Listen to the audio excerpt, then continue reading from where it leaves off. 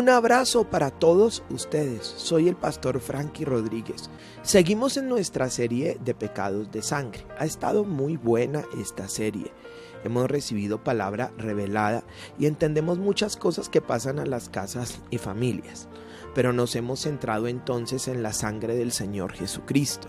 Y hemos tocado varios términos que, aunque puedan ser teológicos, son términos que, si son revelados, pasarán de ser teología a ser vida en medio de nosotros. El primer término fue propiciación, que significa que se aplacó la ira de un Dios santo a través de la sangre del Cordero. El segundo término fue sustitución, que significa que alguien toma el lugar de la víctima. Nosotros teníamos que morir, pero hubo un sustituto. El mejor capítulo que lo muestra es el capítulo de Génesis, donde el niño dice: papá, ¿y dónde está el cordero para el holocausto? Y Abraham dice: Dios se proveerá. Y aparece el cordero para el holocausto, el sustituto, el que va a ocupar el lugar del otro. También vimos el término imputación, que tiene que ver con que mi pecado es pasado a Jesucristo, pasado a la cuenta de Jesucristo, y la justicia de Jesucristo es pasada a mi cuenta. Y hoy yo quisiera poder tratar otros temas interesantes. También vimos el tema de la redención, que significa pagar por precio. Hicimos 2 programas de esto, pero yo quiero hoy hablar sobre el tema de la reconciliación. Quiero hablar hoy sobre reconciliación. Cómo la sangre del Señor Jesucristo viene a traer reconciliación. Tendríamos nosotros que entender que los diseños de Dios en Adán eran perfectos, eran preciosos. Les cuento algo, si Adán no hubiera caído, todavía estábamos en el huerto del Edén y no estábamos experimentando tantas catástrofes, hambres, guerras, envidias, divisiones. Pero a causa de Adán, como lo vimos en los programas anteriores, todos fuimos constituidos pecadores. A todos se nos estableció una naturaleza pecaminosa. A todos se nos traspasó la ley de pecado y de muerte. Pero Jesucristo es llamado en Romanos el postrer Adán. Se requería que alguien de la misma naturaleza viniera para restaurar aquello que dañó el primer Adán. Y como les decía, de la misma manera como los diseños se dañaron en un huerto, de la misma manera los diseños comienzan a ser restaurados en un huerto. En el huerto del Getsemaní, el Señor Jesucristo, en un tiempo de intercesión profundísima, siendo su sudor como grandes gotas de sangre, clamaba para librarnos del poder de las tinieblas. ¿Cómo lo logró el Señor Jesucristo? Amo la obra de Cristo y pido a Dios que esto sea revelado para cada uno de ustedes.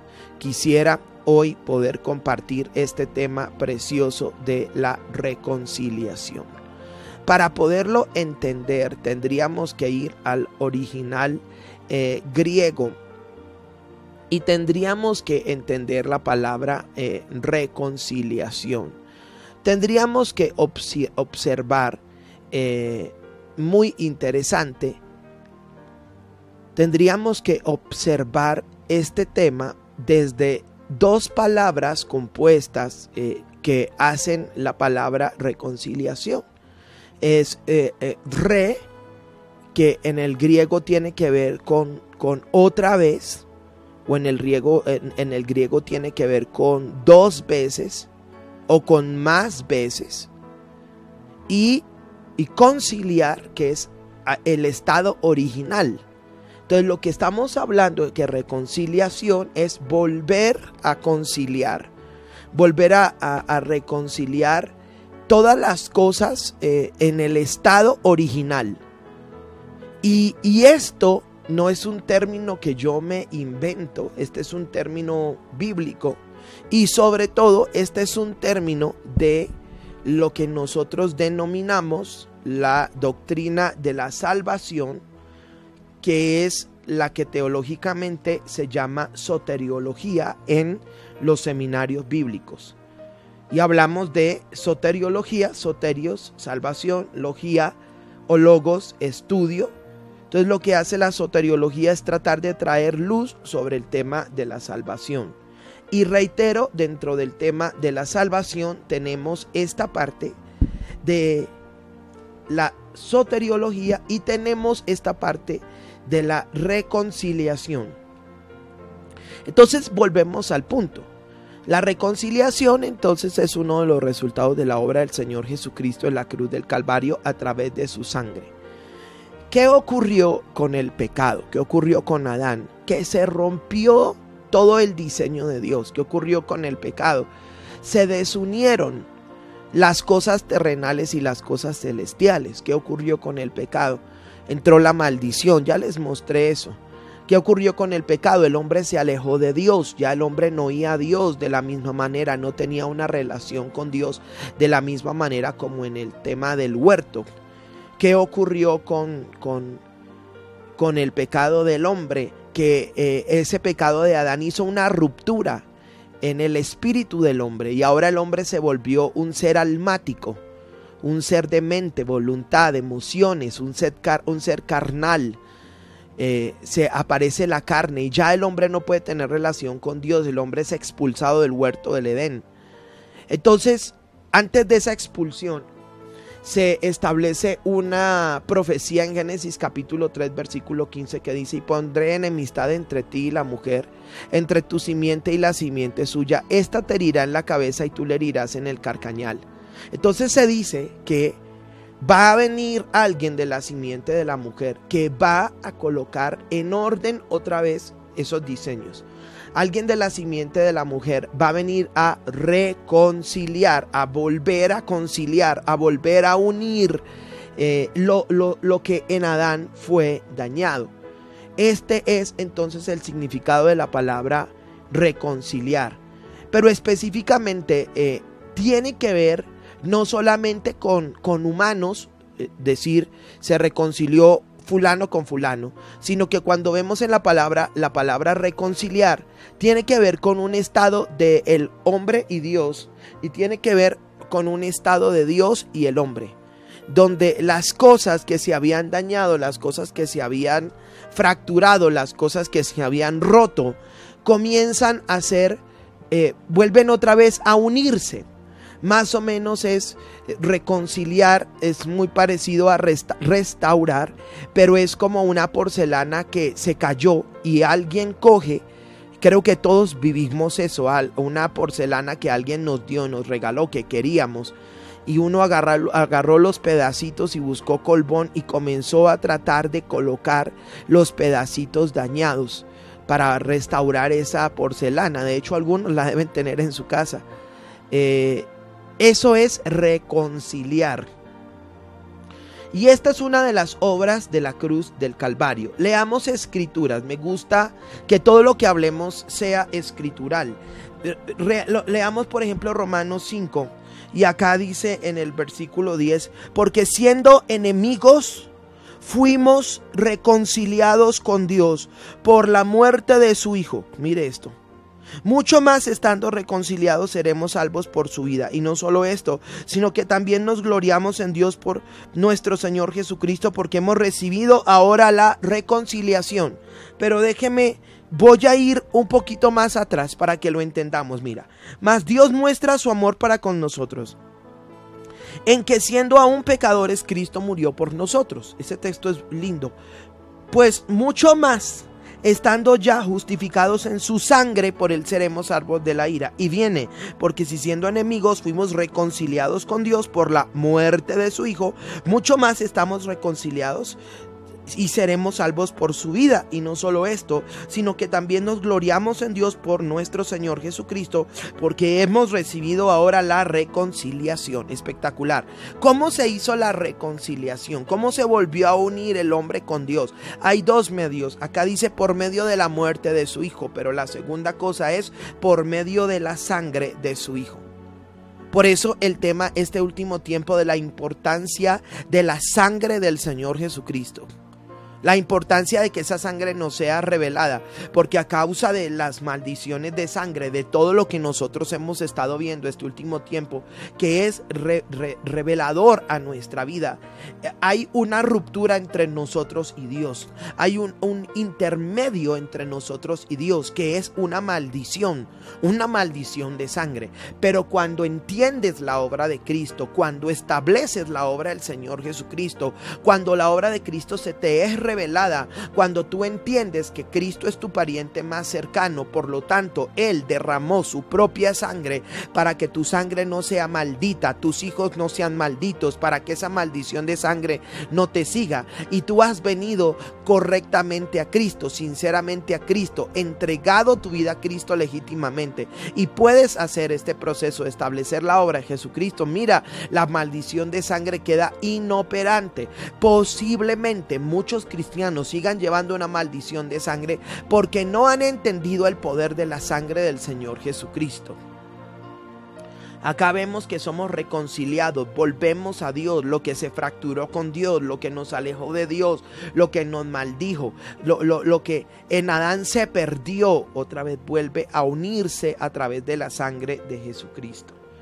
Adoro a Dios por esos textos, porque esos textos nos traen paz y nos muestran que sí puede haber esperanza. Le reitero, el secreto es que usted aprenda a activar la preciosa sangre del Señor Jesucristo. Por eso, una vez más le pido que en YouTube busque la última prédica. Cuando termine la serie, no la hemos montado todavía, cuando termine la serie busque la última prédica, que es cómo activar la sangre del Señor Jesucristo. Ahí usted lo va a entender. Romanos capítulo 11. La carta magna del Evangelio, que es Romanos, de nuestra salvación. Dice Romanos 11, y acá entendemos un texto tremendo sobre la reconciliación. Dice la Sagrada Escritura: así también aún en este tiempo ha quedado un remanente escogido por su gracia.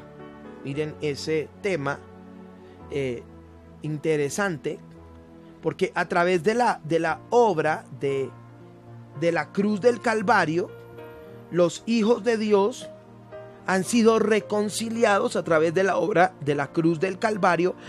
Le repito, nosotros somos remanente de Dios, pasamos a ser hijos de Dios, pasamos a ser reconciliados con Dios, y por su gracia, otra vez por el tema de su sangre, por el tema de su sacrificio, pasamos a ser parte del remanente de Dios.